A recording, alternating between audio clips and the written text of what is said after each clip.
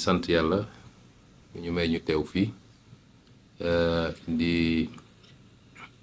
jaajëfal ñi nga xam ne ñoo organiser ndaje bi nga xam ne ci ñetti fan daanaka àjjuma ba léegi ñu ngi lëlu fii di waxtaan ñoom ci li jëm ci assemblée nationale bi mooy suñu député yu bees yi nga xam ne ci coobare yàlla mu jaarale ko ci wotu sénégalais jox nañ ñu ci 130 sur 165 muy la am solo ñuy dellu di gërëm askanu Sénégal waaye dinaa ci dellu siwaat ndax dama doon xaar ba conseil constitutionnel génne résultat yi ma doog a def point de presse pour jaajëfal réew mi waaye surtout waxtaan ak ñoom ci li ñuy dëgmal ak fi ñu jëm waaye jàppoon nañ ni balaa sax ñuy dugg ci élection yi laa ne ay bu ñu duggee ci élection yi balaa sax résultat yi di génn la ñu jot a xayma ci li ñu war a am ci député il faut ñu yóbbu leen ñu dem ñu waxtaane li nga xam ne mooy assemblée nationale ndax ñu ci bëri ci ñoom ci 130 yi defe naa gën saa gudd une vingtaine ñoo nekkoon assemblée ñi ci des ñëpp député yu bees lañ donc baax na ñooñu ñu mun leen a tàggat ci ni mu gën a gaawee ba bu ñu ubbee assemblée rek ñoom dinañu xam déjà la ñu war a def ak nuñ ko war a defee kon ñuy féliciter Ayib ci ak équipe yi mu liggéeyal yépp ci parti bi waaye di féliciter également di remercier ñi nga xam ne bàyyi nañu seen jot bàyyi seen lépp ñëw jàpp ci liggéey bi andi seen xam-xam ak seen temps pour participer ci formation boobu doyen Mamadou Diallo ngi ni juriste yaa ngi fi ñoom maître Ndiaye ñoom maître Mboup ak ñeneen ñoom ñëpp ñëw nañu jàpp ci liggéey bi te jàpp naa ni ci li ma dégg fii ñoom ñii nga xam ne ñoo bénéficier ci formation bi am nañ ci satisfaction bu baax kon lii buñ ko defee nag li muy firndeel rek mooy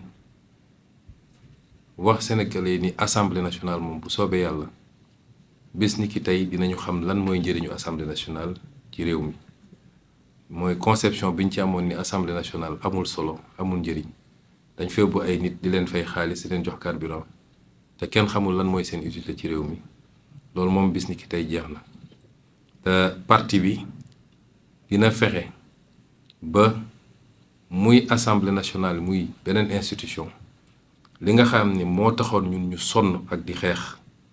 li taxoon ba Sénégal yu bari soobu ci xeex bi ba ñenn ñi seen bakkan rot na ci ñenn ñi seen liggéey yàqu na ci ñenn ñi dugg nañ ci kaso saa su ne rek ci li ñuy def suba ba ngoon jot ci li ñu yàlla dénk na méngoog loolu parce que loolu rek mooy tax noonu rek la ñu mën a delloo njukkal ñooña loolu nag day doore ci assemblée nationale doore nañ ko ci pouvoir exécutif bi ñu koy rek léegi teg ko ci jubal ak jubbanti ci njiital président Bassirou Diomaye Faye waaye ñëpp xam nañ ni kuy gouverner soo yoree pouvoir exécutif tam soxla nga assemblée nationale sinon dina xaw a jafe kon loolu dañ koy wéyale ci assemblée nationale bi mooy député bu ne saa su ne na càmbar boppam digganteem ak boromam càmbar boppam digganteem ak projet bi càmbar boppam digganteem ak sénégalais yi ba xool ndax lañ ko bëgg a def loo méngoo na ak liy yoon wala déet doo ko def parce que neex na Ousmane Sonko loolu du cëru député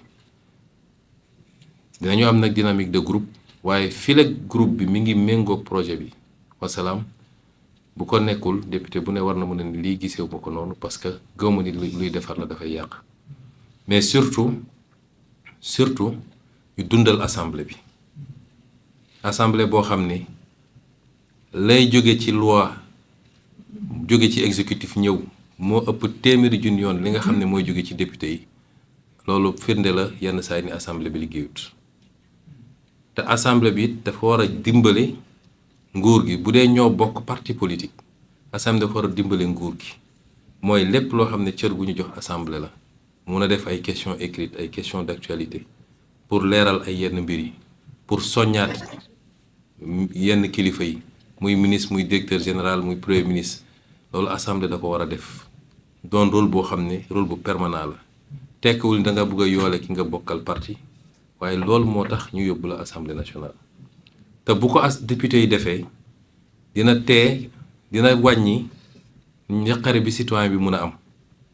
parce que su citoyen bi amul information rek mën nañ ko fabriquer wala ñu jëlee ko feneen mais si l'Assemblée fonctionne correctement dina am benn contradiction interne buy permettre nit ñi am la bonne information di ñu bëgg ci transparence ñu am ko parce que transparence bu amee rek citoyen bi xelam dina dal te su xelam dalee ci nguur gi lu ko nguur gi laaj mu fekk ko si soo gisee yu bëri yu am suñu réew yi mooy citoyen bi dafa jàpp ni nit ñi dañ leen di nax ba falu bu ñu faloo ba pare tëj lépp mu def benn boîte ñoom xamuñu lu xew ñu naan leen milliards yi jaar na fi nit ñi lekk nañu lii nit ñi détourné nañu lii jaay nañu pétrole bi jaay nañu gaz bi mais tey assemblée nationale bu meloon ni mu war a mel coow bi ñu am ci pétrole ak gaz du fi am normalement te loolu yëpp ci seen rôle la kon bu ñu jàpp ni assemblée bi bokk na même coloration politique ak exécutif rek day ñëw nekk assemblée boo xam ne tàccu la fi nekk ak nelaw ak yeewu sénégalais yi wóolu nañ leen pour yóbbu leen assemblée nekkal leen fi sénégalais yi balaa ngeen fi nekkal ma Samba ak ma Demba bu dee nag ñun ñëpp fexe nañu ka nekk exécutif ka nekk législatif ak ka nekk feneen bu ñu fexee ba ñoom ñëpp ñu nekkal fi sénégalais yi defe naa ànd bi day yomb rek et dinañu am résultat yi ñu bëgg kon ñu ngi leen di féliciter yéen ñëpp ci seen élection et remercier tous ceux qui ont contribué à l'organisation de ce séminaire. M. Aïb Dafé, le secrétaire général du parti, également élu, et toute l'équipe qui a travaillé avec lui. Je remercie également tous les participants, les formateurs, le doyen Mamadou Lamine Diallo, tous ceux qui ont animé des modules et qui ont permis aux élus, en tout cas, de bénéficier d'un premier jet de formation qu'ils semblent avoir tous beaucoup apprécié sur toutes les thématiques relatives à l'Assemblée nationale, l'installation du bureau et des autres organes de l'Assemblée nationale, le vote de la loi de finances, le contrôle de l'action du gouvernement, la haute cour de justice. Toutes les questions ont été traversées et ce n'est qu'une première formation qui sera suivie, Inch'Allah, régulièrement d'autres séances de formation. Si on a fait ça, c'est pour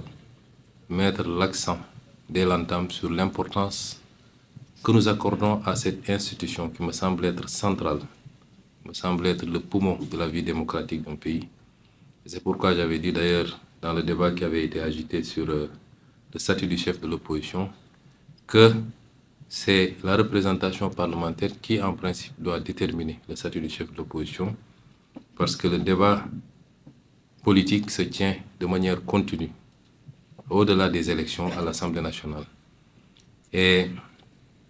nous considérons que l'Assemblée nationale doit enfin être rehaussée au niveau qui devait être le sien depuis très longtemps, indépendamment de l'identité, de la convergence des identités politiques entre les colorations politiques entre l'Assemblée nationale et l'exécutif. Le député est avant tout un député du peuple. Et même dans cette configuration-là, le député est là pour servir un projet, le projet que nous avons tous en commun et pour lequel nous sommes beaucoup battus. Et je pense que les députés ici présents comprennent très bien cet enjeu et sauront être fidèles à ce projet, indépendamment des enjeux, pouvoir être toujours au service du projet, c'est-à-dire être au service du peuple sénégalais. Cette assemblée doit réconcilier les Sénégalais avec l'organe parlementaire, qui est conçu comme un appendice simplement, un lieu d'applaudissement comme ils appellent ça. J'exhorte chacun et chacune de ces députés à ne jamais oublier pourquoi il a été envoyé à l'Assemblée par le peuple sénégalais et être au service évidemment de la nation. Donc, je n'avais pas envisagé de faire une sortie tout de suite. J'attendais la programmation des résultats définitifs par le Conseil constitutionnel pour m'adresser aux Sénégalais, pour les remercier d'abord de la confiance qu'ils ont accordée à la liste de Pastef, mais également pour dégager un certain nombre d'orientations à partir de maintenant où les vrais leviers de la gouvernance nous ont été confiés,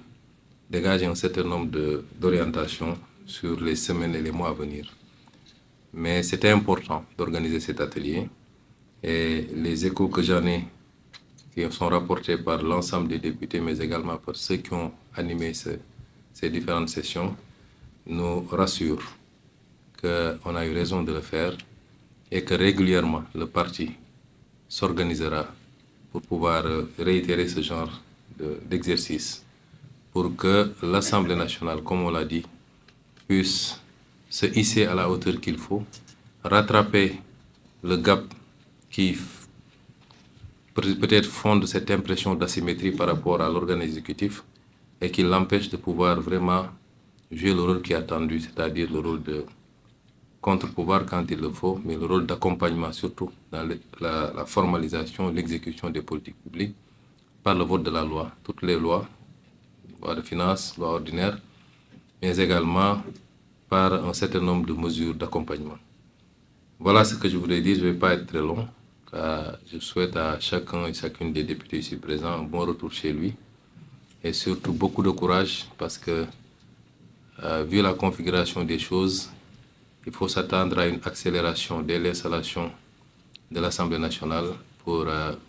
pouvoir voter la loi de finances initiale avant le 31 décembre